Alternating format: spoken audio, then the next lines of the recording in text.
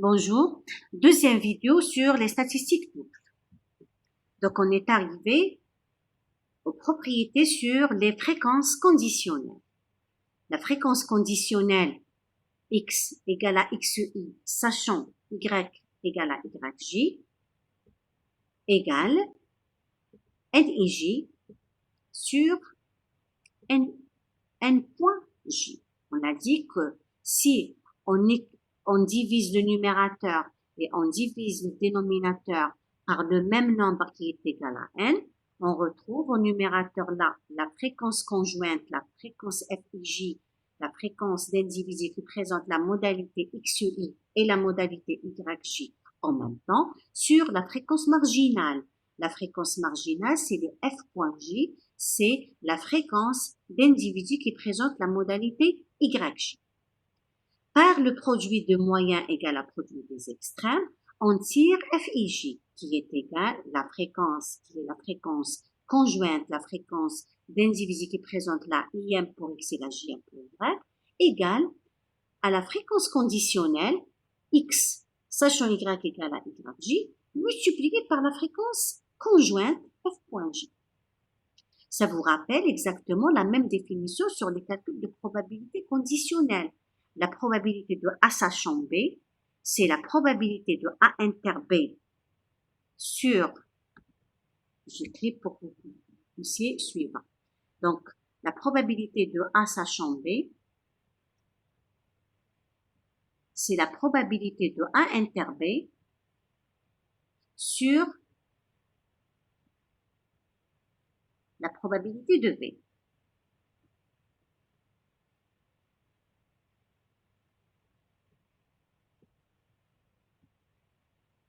Bien sûr, avec la probabilité de B égale à soit non nulle. Donc, on avait écrit que la probabilité de A inter B égale à la probabilité de B fois la probabilité de A sachant B. Donc, P de B fois P de A sachant B.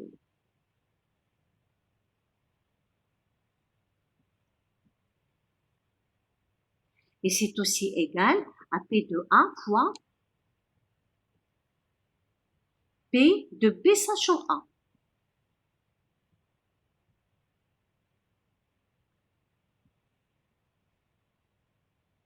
Donc, c'est exactement la même chose. Donc, la fréquence Fij, joue le rôle de la probabilité de l'intersection parce que c'est la fréquence d'individu qui présente la im pour x et la jm pour y.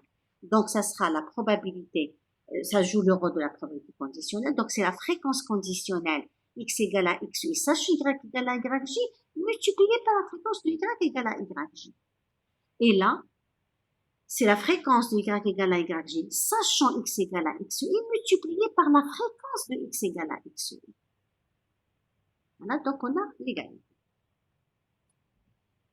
Quand est-ce qu'on dit deux caractères sont indépendants, ou bien deux statistiques sont indépendantes, ou bien deux variables sont indépendantes, si et seulement si, dans la définition, si et seulement si le Fij, la fréquence conjointe pour I pour J, sera égale au produit des marginales, c'est-à-dire Fi point multiplié par F point J, quel que soit I allant de 1 à K, et quel que soit J allant de 1 à N.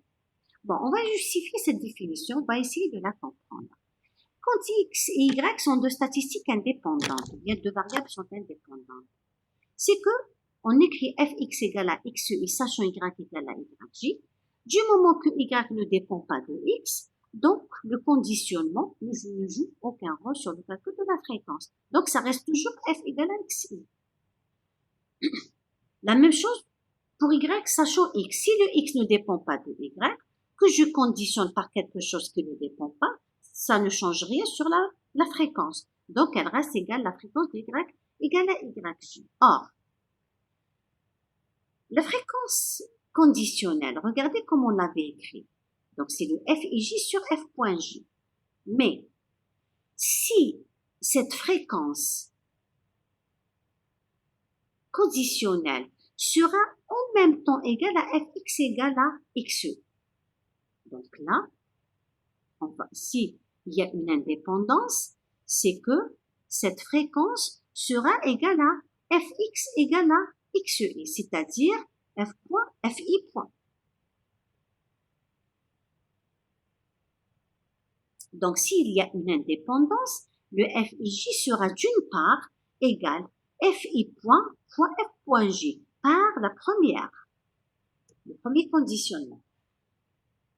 Par le deuxième, si la fréquence de y égale à yj, sachant x égale à xi, s'il y a une indépendance, ça sera égal à fy égale à yj, c'est-à-dire la deuxième fréquence marginale, c'est-à-dire celle-là sera égale à f point j. D'où la définition. D'où cette définition. Dans les deux cas,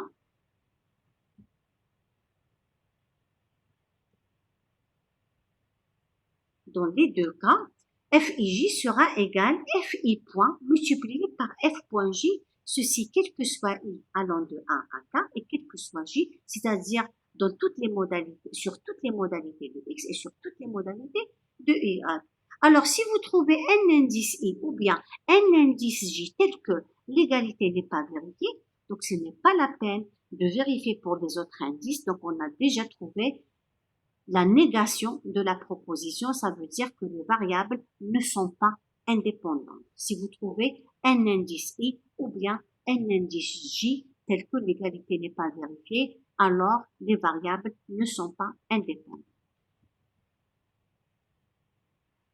Bon, on va voir sur cet exemple. Est-ce que x et y sont indépendantes?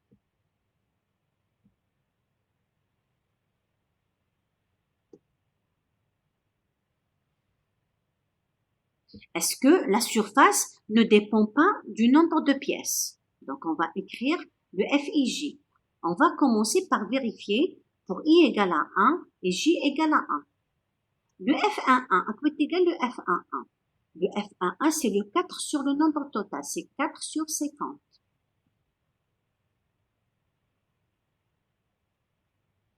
On va comparer ce nombre à f1 point.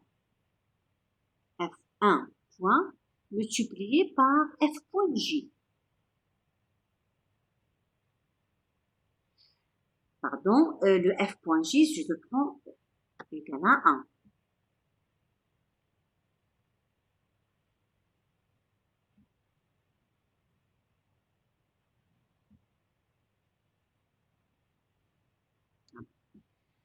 À quoi est égal f1 point?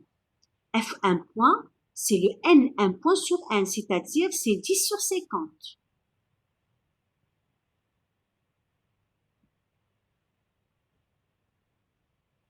Alors, le f.1, c'est le n.1 sur 50, c'est-à-dire c'est le 6 sur 50. Est-ce que ce produit 10 sur 50 fois 6 sur 50, est-ce que égal à 4 sur 50? Non, c'est différent. Il est différent. Ça veut dire que x et y ne sont pas indépendantes. Ça veut dire que la surface et le nombre de pièces sont deux variables qui sont dépendantes. Autrement dit, il y a une relation, il y a une dépendance entre la surface et le nombre de pièces.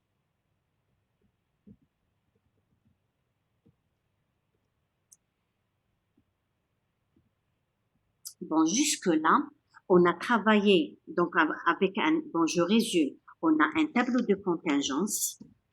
Le tableau de contingence est un tableau à double entrée où on a les modalités de x et les modalités de y avec les effectifs correspondants dans le même tableau. Le NIJ nous donne les effectifs de la ième modalité de x et la jème modalité de y. La dernière colonne, la somme de lignes, ou bien la dernière ligne, la somme de colonnes, nous donne les effectifs marginaux, c'est-à-dire les effectifs concernant la somme de lignes nous donne les effectifs concernant le caractère x, et de là, on tire la première statistique marginale, les modalités de x avec les effectifs correspondants, et on a un tableau statistique de x, du caractère x, seul, indépendamment de y.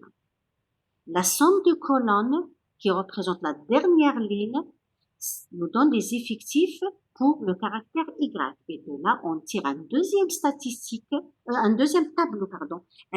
tableau statistique concernant le caractère y avec les effectifs correspondants et ça nous donne la distribution de la deuxième statistique marginale, c'est-à-dire la statistique y indépendamment de x. Donc, jusqu'à maintenant, on a travaillé des tableaux de contingence, on tire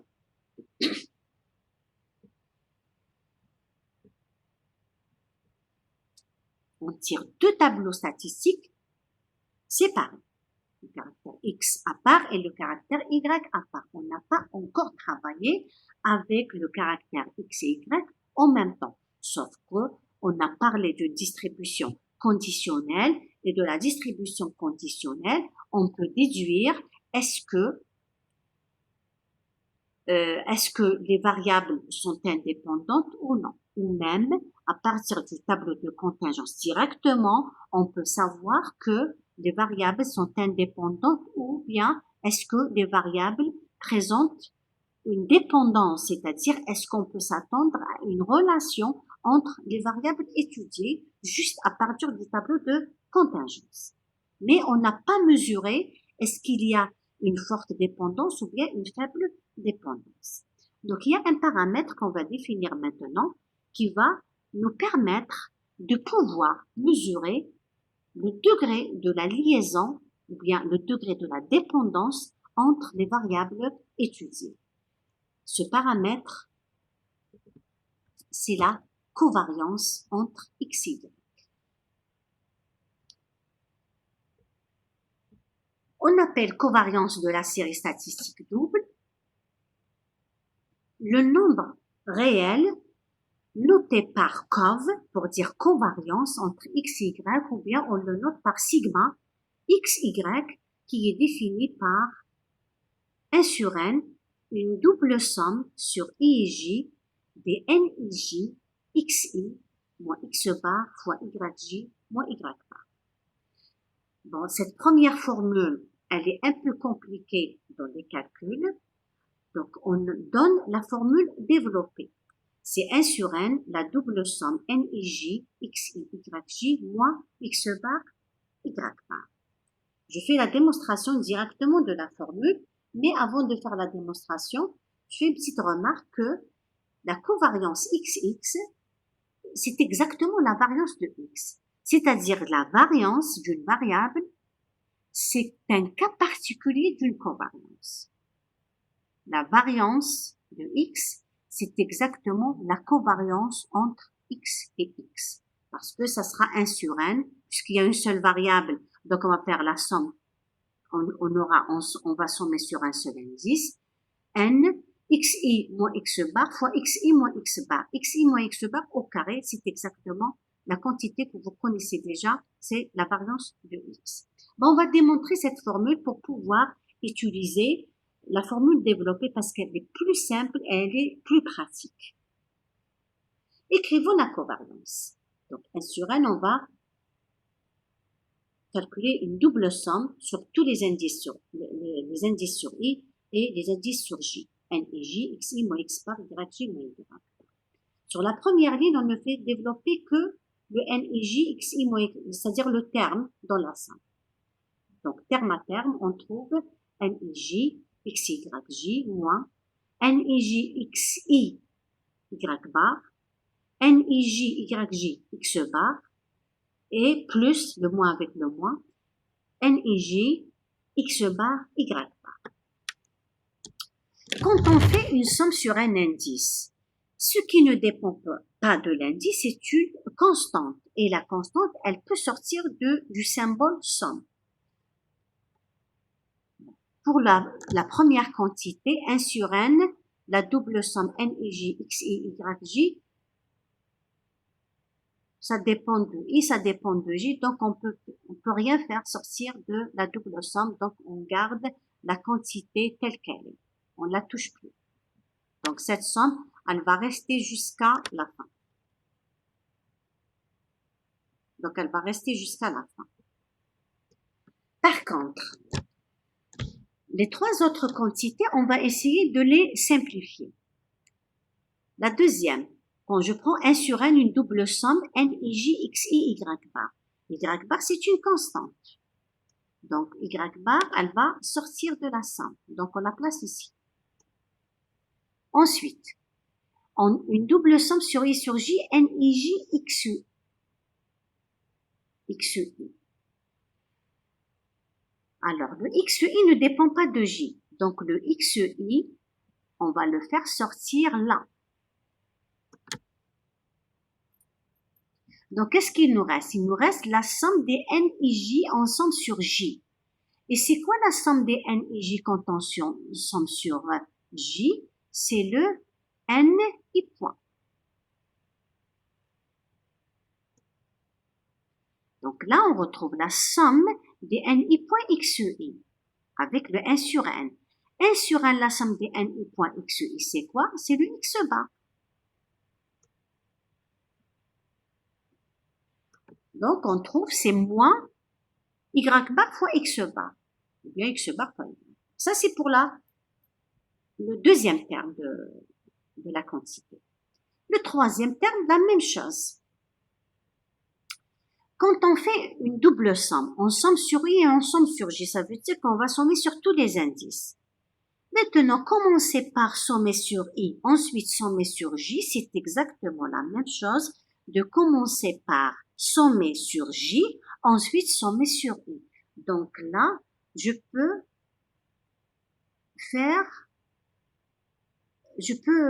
permuter entre les sommes. Pourquoi?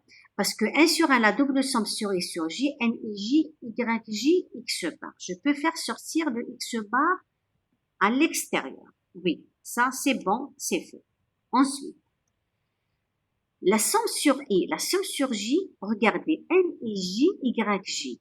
Donc là, la somme sur j, cette quantité, elle dépend de j, et cette quantité, elle dépend de j, donc on ne peut rien faire.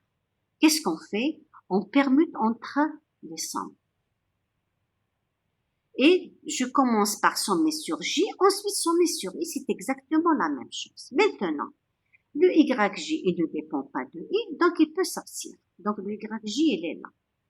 La somme des NIJ quand on somme sur i, c'est quoi? C'est le n point j. Donc cette quantité, c'est le n point j.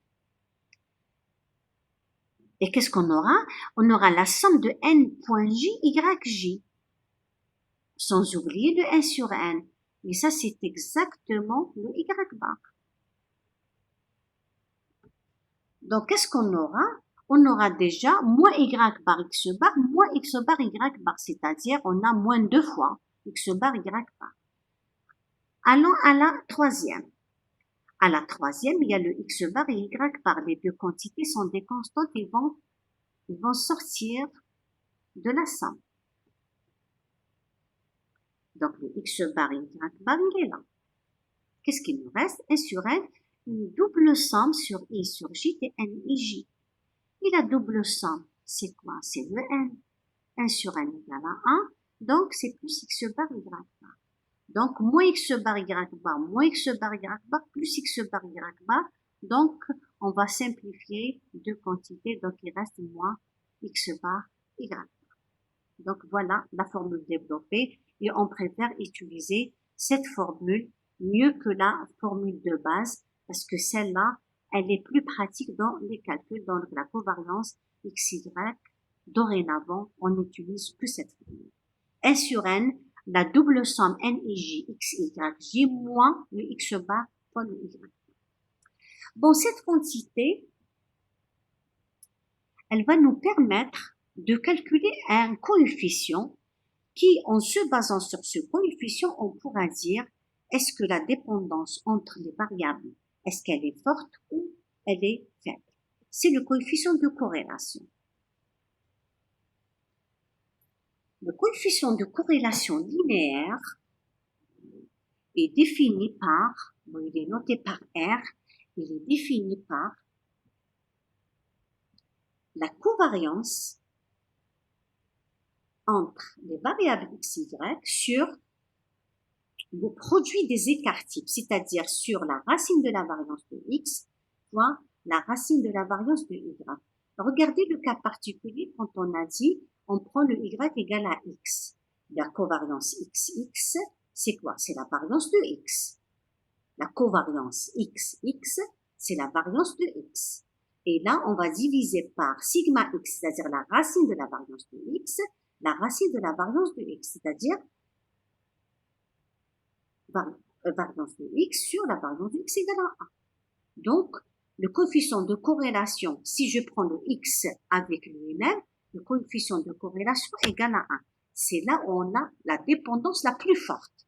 Le coefficient de corrélation en valeur, donc peut-être négative, je vais vous expliquer pourquoi, mais en valeur absolue, la valeur maximale égale à 1. C'est quand on a la dépendance la plus forte. Donc, le coefficient de corrélation, il est défini par cette quantité. C'est une quantité qui est comprise entre moins 1 et 1. Ce coefficient, il sert à mesurer la qualité de l'ajustement linéaire. Pourquoi on l'appelle coefficient de corrélation linéaire? Parce qu'on va essayer d'ajuster par une droite. C'est-à-dire, on va essayer de trouver une droite et d'écrire le y en fonction de x par une relation linéaire affine à x plus b. Quand est-ce qu'on peut ajuster par une droite? C'est quand le coefficient de corrélation linéaire soit très fort. Il soit très fort pour pouvoir justifier l'ajustement par une droite pour dire qu'on a un bon ajustement linéaire. Bon, en général, on fixe un bon ajustement linéaire, c'est quand le coefficient de corrélation linéaire soit compris entre moins 0,75 à 0,75.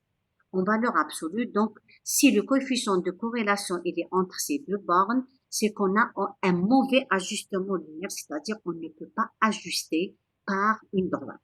Si on ajuste par une droite, ce sera un mauvais ajustement. Par contre, si le coefficient de corrélation linéaire en valeur absolue soit supérieur ou égal à 0,75, là, on parle d'un bon ajustement linéaire.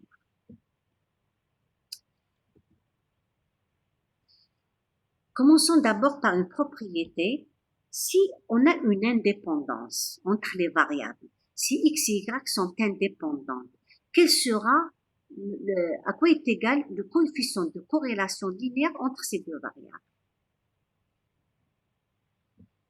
Évaluons le coefficient de corrélation linéaire. Bon, là, on vous dit dans la propriété, le coefficient de corrélation sera égal à 0.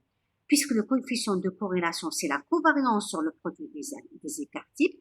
Quand est-ce que le coefficient de corrélation est nul? Si la covariance est nulle. Donc, on va évaluer la covariance. Mais là, on va évaluer carrément la covariance soit par la formule de base, soit par la formule développée. Mais on va utiliser la formule développée, c'est plus simple. La covariance, on vient de montrer que c'est égal à 1 sur n, la double somme de nij, xi, yj. Si je fais rentrer le 1 sur n avec le nij, c'est-à-dire là, je vais diviser par le n, j'aurai la formule par la double somme de fij moins le x bar y bar. Voilà ce qu'on va utiliser. Donc, la covariance, c'est la somme, la double somme sur i et sur j, fij, xi, yj moins le x bar y bar. Or, si x et y sont indépendantes, fij est égal. On a dit que c'est égal à fi point multiplié par f point j, ceci quel que soit i et quel que soit j. Donc, on va remplacer dans l'expression les fij par fi point multiplié par f point j. Qu'est-ce qu'on a dit dans les sommes? Quand on a une somme sur un indice, une quantité qui ne dépend pas de l'indice, ça sera une constante. Elle peut sortir de la somme. Donc, quand on somme sur j, tout ce qui ne dépend pas de j peut sortir. Qu'est-ce qui ne dépend pas de j? le FI point et le XI. Ces deux quantités vont sortir. Donc, ça sera la somme des FI point et le XI, ça sera en dehors de la somme sur J. Et dans la somme sur J, ça sera que F point J et le YJ. Donc, qu'est-ce qu'on aura? La somme sur I des FI point XI multipliée par la somme sur J de F point J YJ. Alors, la somme des FI point XI, c'est quoi? C'est X bar. La somme sur J de F point J YJ, c'est Y bar. Donc là, c'est le X bar. Celle-là, c'est le Y bar. Donc on aura X bar fois Y bar. Moins X bar fois Y bar égale à 0. Donc si X et Y sont indépendantes, alors une implication que le coefficient de corrélation est nul.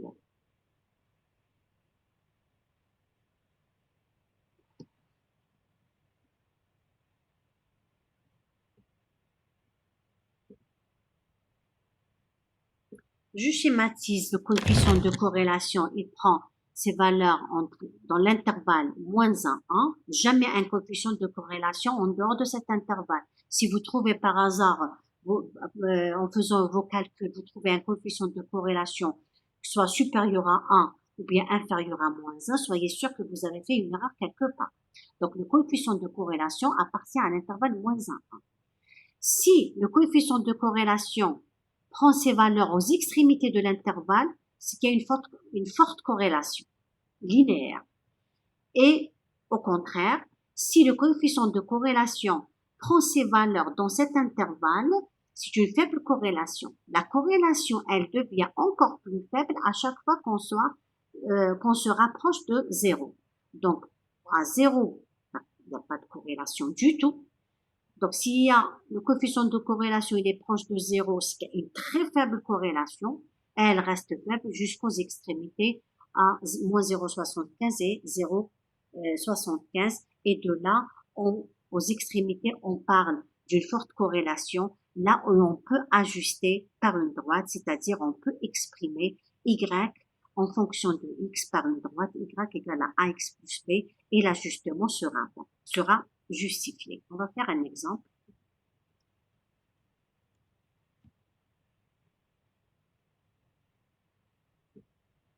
Là, on vous donne un tableau statistique. La variable X, c'est le nombre d'absences.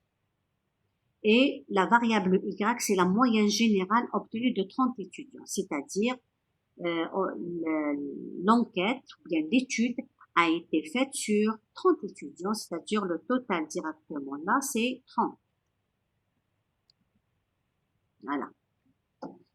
Le tableau statistique nous donne tous les effectifs NIJ. Ça veut dire, bon, il y a 0, il n'y a aucun étudiant qui n'a pas d'absence avec une moyenne entre 0 et 4. Aucun étudiant qui n'a pas d'absence avec une moyenne entre 4 et 8. Là, oui. 3 étudiants qui n'ont pas fait d'absence, qui n'ont pas eu d'absence, ont obtenu une moyenne entre 8 et 12. 5 étudiants qui n'ont pas eu d'absence ont obtenu une moyenne entre 12 et 16, etc. 3 étudiants qui ont une absence et ont obtenu une moyenne entre 4 et 8, etc. 5 étudiants qui ont 3 absences ont obtenu une moyenne entre 0 et 4. Une fois qu'on a un tableau statistique à double entrée ou bien un tableau de contingence, le premier réflexe à faire, c'est de compléter les NI points et les N points J. Pourquoi? Pour avoir les modalités de X à part et les effectifs de la modalité de X à part et les effectifs des modalités de Y à part, c'est-à-dire avoir la distribution marginale de X et la distribution marginale de Y. Donc là, on complète, là, on trouve 8, 4, 8 également. Et là, 10. On vérifie le total. 8 et 8, ça fait 16. 16 et 4, ça fait 20. 20 et 10, ça donne 30. Le compte est bon. Là, 8, 10. 3 et 3, ça fait 6. Et là, ça nous donne 15. Le total, 18.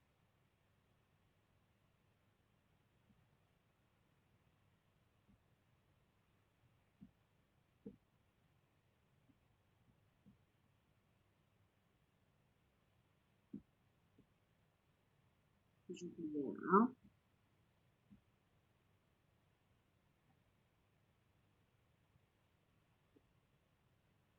C'est 7. 3 et 1, 4. 5, 2, ça fait 7. Et là, le compte est bon. Le 8 et 7, ça fait 15, avec 5, ça fait 20. 20 et 10, ça donne 30. Donc là, dans le tableau statistique à double entrée, on lit directement le caractère X. 8 étudiants n'ont pas eu d'absence. 4 étudiants ont eu une absence. 8 étudiants qui ont eu 2 absences. 10 étudiants qui ont eu 3 absences. Et là, 8 étudiants qui ont eu une moyenne entre 0 et 4. 10 étudiants ont eu une moyenne entre 4 et 8. 7 étudiants ont eu une moyenne entre 8 et 12. 5 étudiants ont eu une moyenne entre 12 et 16. La somme de tous les NI points et la somme des N points J, ça donne l'effectif total égal à 30. Là, on vous pose la question, calculer la moyenne et la variance des deux variables X, Y. Bon, là, vous pouvez le faire comme vous avez l'habitude de faire, dans un tableau pour X séparé et dans un tableau pour Y séparé, vous calculez la moyenne de X, la variance de X, la moyenne de Y, la variance de Y, dans deux tableaux différents. Bon, ça, vous avez l'habitude de le faire.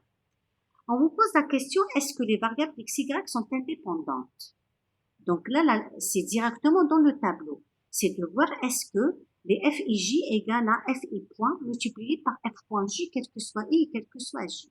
Bon, la même chose comme tout à l'heure, je regarde pour le f11, la première. f11, quelle est la fréquence de la première modalité de x et la première modalité de y? Donc c'est 0 sur 30, c'est 0. Et de comparer, est-ce que ceci étant égal à f1 point multiplié par f point 1 multiplié. À quoi est égal f1 point? C'est n1 point sur 1, donc c'est 8 sur 30.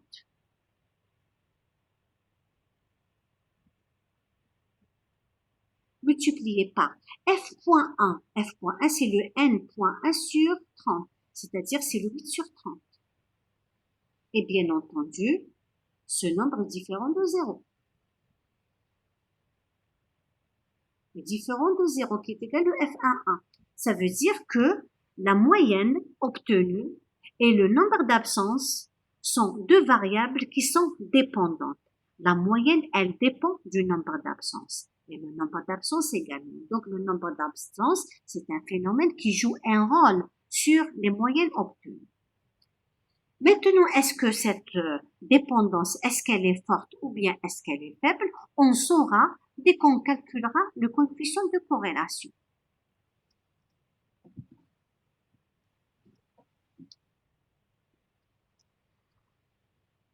Bon, on peut faire des calculs, tous les calculs, on peut les faire dans un seul tableau.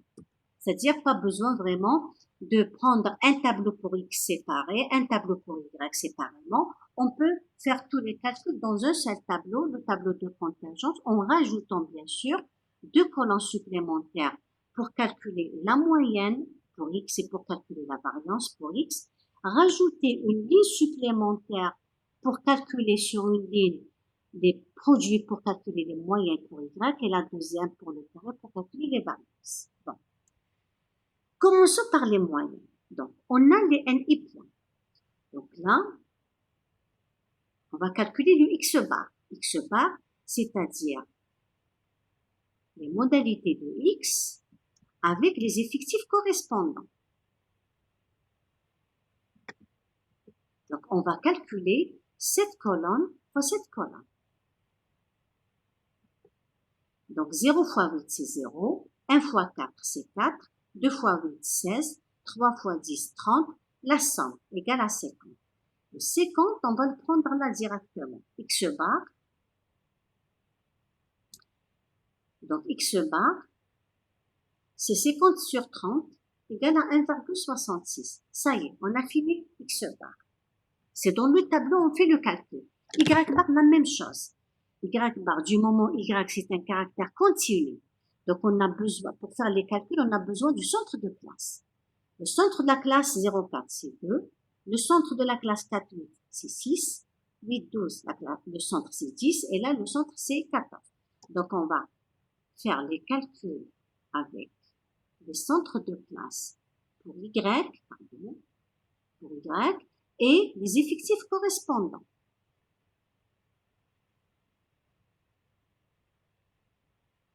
On va calculer donc ce produit avec ce produit. 8 fois 2, 16. 60 fois 6, non, pardon. 8 fois 2, c'est 16. 10 fois 6, c'est 60. 7 fois 10, 70. 5 fois 14, 70. On fait la somme. 216. Donc, Y bar, c'est 216 divisé par 30 égale à 7,2. On a la moyenne. Bon, on va interpréter. Qu'est-ce que ça veut dire X bar égale 1,66? X, c'est le nombre d'absences, c'est-à-dire sur les 30 étudiants, le nombre d'absences en moyenne, c'est de 1,66. Donc, les étudiants font en moyenne entre 1 et 2 absences. Y bar, c'est 7,2, c'est-à-dire la note moyenne sur les 30 étudiants, c'est de 7,2 sur 20. Les variances. La variance de x, c'est 1 sur n, la somme des ni point xi au carré moins x bar au carré. Donc là, remarquez qu'on a utilisé la formule développée pour la variance. Donc on a besoin d'une colonne qui va nous calculer cette somme. Pour calculer cette somme, on va la retrouver là. C'est cette valeur. C'est-à-dire en calculant les ni points xi au carré, en faisant la somme. On reprend la valeur, on divise par 30 et on retranche le x bar au carré. Ni point xi au carré, 0 fois 0, 4 fois 1, 16 fois 2, 30 fois 3, on fait la somme, c'est 126. Donc 126 divisé par 30 moins le x bar au carré. Donc c'est 1,44. Donc un écart type de 1,2. On va interpréter également les variances. On va calculer la variance de Y. Donc la variance de Y, donc ça sera la somme des n.j, yj au carré. Comme on a calculé les n.j, yj, on va multiplier encore une fois par yj, c'est-à-dire on va multiplier cette ligne fois celle-là. Donc ça nous donne 16 fois 2, 60 fois 6, 70 fois 3, 70 fois 14. Et on fait la somme. Et cette quantité, on remplace cette somme. Voilà. Donc la variance de Y, c'est 2070 divisé par 30 moins le Y bar au carré. Donc la variance de Y, c'est 17,23. L'écart type, c'est de 4,15.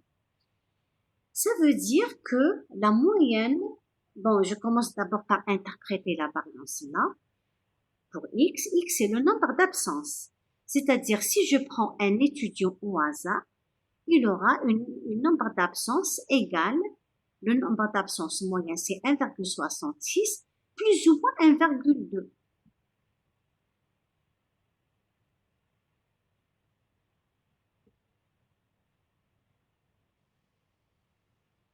Et pour la variance de Y, c'est 17,23.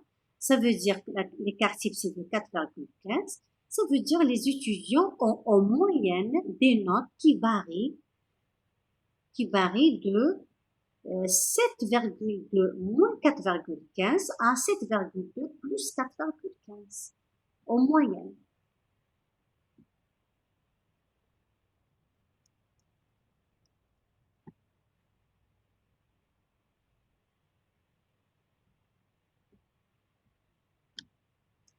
Donc, pour les variables, on a dit que les variables ne sont pas indépendantes parce qu'on a comparé le F1 à F1 point multiplié par F1 point. On a trouvé qu'il n'y a pas d'égalité, donc c'est pas la peine de vérifier pour les autres indices. Il suffit de trouver un indice I ou bien un indice J tel que l'égalité n'est pas vérifiée. On conclut directement que les variables ne sont pas indépendantes, donc il existe un lien entre les variables x et y. Comment mesurer le lien? En commençant par calculer la covariance entre x et y. La covariance entre x et y, on va calculer par la formule développée parce qu'elle est plus simple et elle est plus pratique.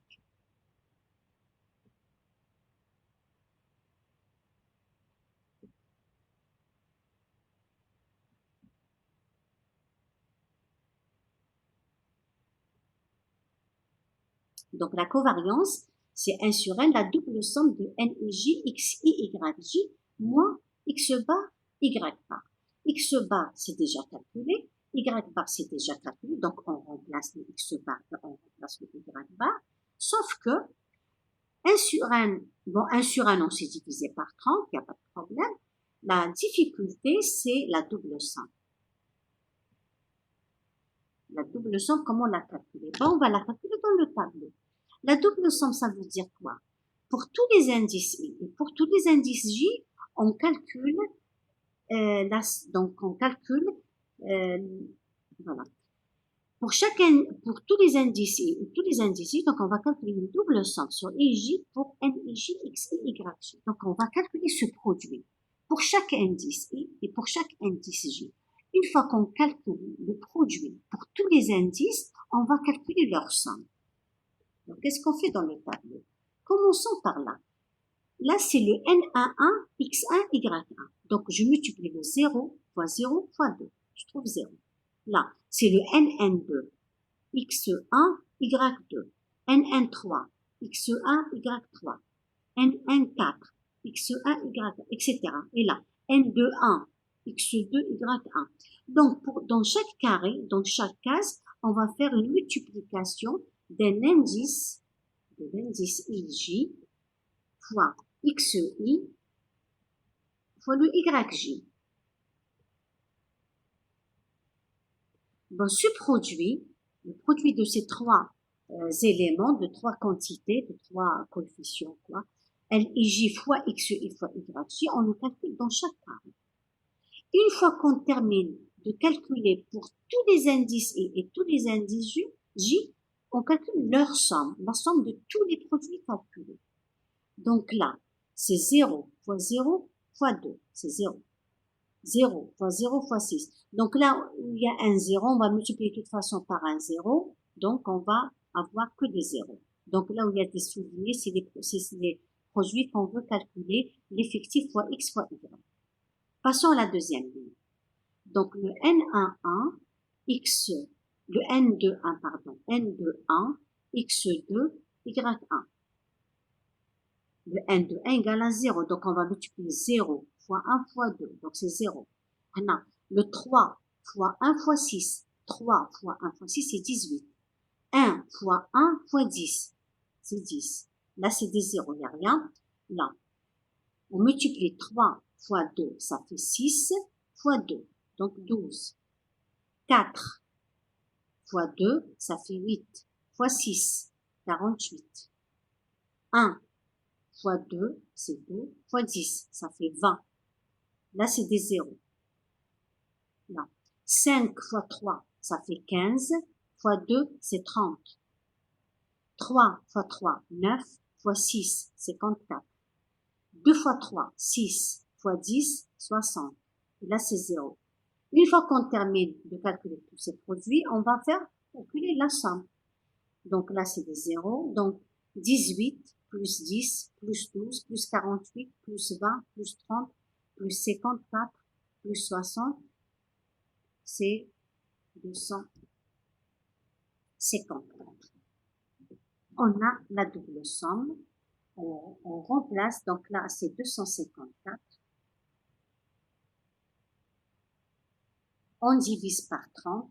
On retranche 1,66 qui est la moyenne de x fois 7,2 qui est la moyenne de y. On trouve moins 3,56. Vous trouvez une valeur négative qui est tout à fait normale. Pourquoi? Parce que x et y varient dans le sens opposé. Quand x augmente, y diminue. Quand y diminue, x augmente. Donc, si le nombre d'absences augmente, on s'attend que la moyenne va diminuer. Et si le nombre d'absences diminue, c'est-à-dire si l'étudiant fait moins d'absences, il va faire une moyenne meilleure.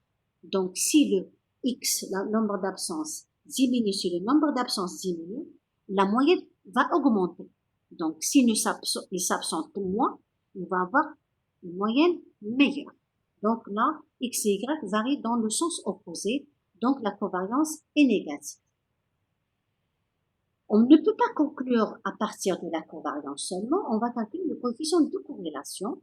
Donc le coefficient de corrélation, c'est la covariance sur le produit des écart-types. On vient de calculer les variances, donc on prend la racine, et on trouve égal à moins 0,71. Et là, quand même, c'est une faible corrélation. Comment l'expliquer? On peut l'expliquer comme quoi on peut s'absenter, mais on peut rattraper quand même le cours. Donc, on peut être à jour, même si on a un certain nombre d'absences importantes. Mais la corrélation, elle n'est pas très faible, c'est-à-dire elle n'est pas très proche de 0. Elle est de 0,7, c'est-à-dire elle est presque à la limite. C'est-à-dire on ne peut pas se tolérer, on ne peut pas se permettre un très grand nombre d'absences et de s'attendre à avoir une bonne moyenne. Donc là, il faut faire attention. Bon, dire que c'est une faible corrélation, ça ne veut pas dire qu'il n'y a pas de corrélation, il n'y a pas de relation. Il y a une relation, il y a une influence, sauf que l'influence, elle n'est pas très forte. Parce qu'on peut toujours travailler et récupérer les cours qu'on a ratés.